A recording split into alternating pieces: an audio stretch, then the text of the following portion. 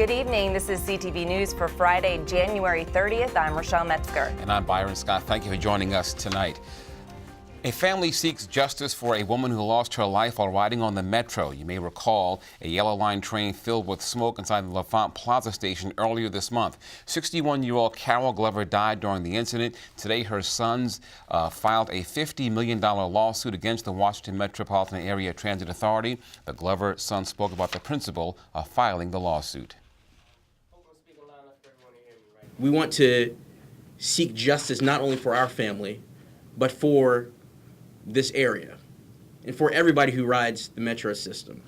It is a deep concern that we have for other Metro goers. We need to find a way to make sure that everyone's safe. The lawsuit alleges 2 counts of negligence. A man who was driving in College Park when he fatally struck a University of Maryland student learns his fate today. On January 17th of last year, Liam Adepo struck and killed 22-year-old Corey Hubbard. Latifah Majid has more on the story. There were very few dry eyes in the courtroom as Corey Hubbard's mother spoke about the night that she found out she would never see her son again. Corey Hubbard, who lost his life in this senseless tragedy. At around 1:30 a.m., Corey Hubbard was attempting to cross Baltimore Avenue when Liam Adepo, who was under the influence of alcohol, struck him with his Toyota. We have to do more to protect our college students. We're seeing tragedies similar to this, alcohol-related tragedies that result in loss of life. Adepo fled the scene and did not turn himself in until the next day. So in this case, we charged leaving the scene of an accident involving death. And that was what was appropriate to charge given the facts that we had. We simply did not have the evidence to charge manslaughter in this case, and we go where the evidence leads us. The penalty, I think it is significant to note that the penalty in this case is the identical penalty that the defendant in this case would have faced had he been charged with manslaughter.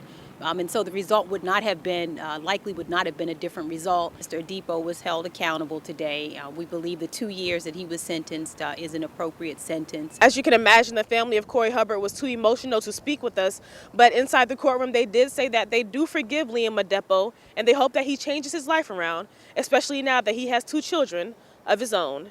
In Upper Marlboro, I'm Latifah Majid, CTV News.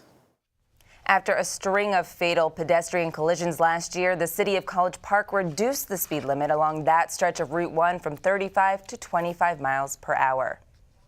And a man found guilty of the 2014 fatal stabbing will spend the next 3 decades behind bars.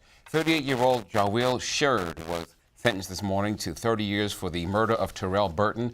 Officials say Sherd, high on PCB and carrying a knife, was walking down a street in Glenarden along with 2 other men when they approached Burton. Sherd stabbed the victim multiple times. Burton's father spoke in court today and said that he felt it was like he was trying to protect his son but wasn't able to. Okay, and you're watching CTV News. I'm Byron Scott. And I'm Rochelle Metzger.